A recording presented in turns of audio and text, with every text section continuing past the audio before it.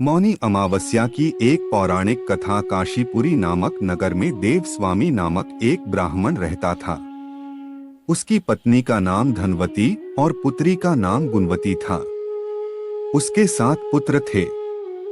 देव स्वामी ने 7 पुत्रों का विवाह करने के पश्चात अपनी पुत्री के विवाह के लिए योग्य वर की तलाश थी। वह अपने बड़े लड़के को बाहर भेजा दिया। इधर देव स्वामी ने अपनी पुत्री गुणवती की कुंडली एक ज्योतिषी को दिखाई। ज्योतिष ने कुंडली देखकर कहा कि यह शादी होते होते ही यह कन्या विधवा हो जाएगी। यह बात सुनकर देव स्वामी अत्यंत दुखी हुए और ज्योतिष से इस योग के निवारण का उपाय पूछने लगे। ज्योतिषी ने उपाय बताया कि इस योग का निवारण सिंगल द्वीप वासिनी सोमा नामक धोबिन को घर बुलाकर उसकी पूजा करने से ही संभव होगा। तब देव स्वामी ने अपने सबसे छोटे लड़के के साथ अपनी पुत्री को सोमा धोबिन को घर लाने के उद्देश्य से सिंगल द्वीप जाने के लिए रवाना किया। वे दोनों समुद्र के तट पर पहुंचकर समुद्र पार करने का उपाय सोचने लगे, लेकिन उन्हें कोई उपाय नहीं सूझ रहा था। थक हार कर दोनों भाई बहन भूख और प्यास से एक वट वृक्ष की छाया में उदास होकर बैठे गए। उस वृक्ष के नीचे एक खोर में गिद्ध के बच्चे रहते थे। वे दिन भर इन दोनों भाई बहन को परेशान होते हुए देख रहे थे। शाम को बच्चों की मां उनके लिए कुछ आहार लेकर आई और उन्हें खिलाने लगी, लेकिन गिद्ध के बच्चों ने कुछ नहीं खाया और अपनी मां से कहा, इस वृक्ष के नीचे आज सुबह से ही 2 भूखे प्यासे प्राणी बैठे हैं। जब तक वह कुछ नहीं खाएंगे तब तक हम लोग भी नहीं खाएंगे। बच्चों की बात सुनकर उनकी मां गिद्धनी को दया आ गई और उसने दोनों प्राणियों को देखा और उनके पास जाकर कहा, आपकी इच्छा मैंने जान ली है, आप लोग भोजन करें। कल प्रातः मैं आप लोगों को सोमा के घर पहुंचा दूंगी।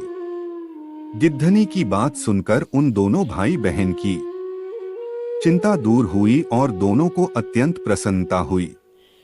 उन्होंने गिद्धनी को प्रणाम कर भोजन किया। सुबह होती ही गिद्धनी ने उन्हें सोमा के घर पहुंचा दिया। वे दोनों पास के जंगल में झोपड़ी बनाकर रहने लगे।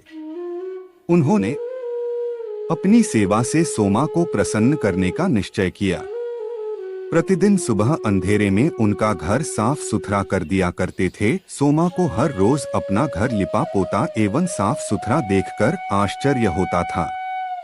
उसने अपनी बहुओं से इस बारे में पूछा तो उसकी बहू ने बताया कि हम लोगों के अलावा और कौन यह काम करने हमारे घर में आएगा। परंतु सोमा को बहू की इस बात पर विश्वास नहीं हुआ और उसने एक दिन सारी रात जागकर घर की सफाई का सारा रहस्य जान लिया। यह जानकर उसे बड़ा दुख हुआ कि उसके घर की सफाई एक ब्राह्मण कन्या और उसका भाई करता है। उनसे इस तरह सेवा करने का कारण पूछने पर भाई ने सोमा को सारी बात बताई, जिसे सुनकर सोमा ने कहा, आज से तुम लोग यह काम करना छोड़ दो। मैं तुम लोगों की साधना और सेवा से प्रसन्न हो। अब तुम्हारी परवाह किए बिना मुझे विश्राम नहीं मिल सकता। सोमा उन लोगों के साथ घर जाने को तैयार हो गई। प्रस्थान करते समय उसने अपनी बहू से कहा कि यदि मेरी अनुपस्थिति में किसी की मृत्यु हो जाए तो उसके शरीर को नष्ट न करना। कुछ देर बाद दोनों अतिथियों के साथ वो कांचीपुरी पहुंच गई। दूसरे दिन गुणवती का विवाह संपन्न हुआ। सतपति होते होते ही उसके पति की मृत्यु हो गई। सोमा ने अपने संचित पुण्य का फल गुणवती को दान कर उसके पति को जीवित कर दिया और उन्हें आशीर्वाद देकर सिंगल द्वीप के लिए रवाना हो गई। संचित पुण्य फल क्षीण होने के कारण सोमा के घर में पुत्र दामाद और पति की मृत्यु हो गई। यह जानकर सोमा सुनिश्चित करने के उद्देश्य से वह रास्ते में एक जगह रुकी। नदी के तट पर स्थित एक पीपल के वृक्ष की छाया में भगवान विष्णु का पूजन किया और पीपल के वृक्ष की 108 परिक्रमा की।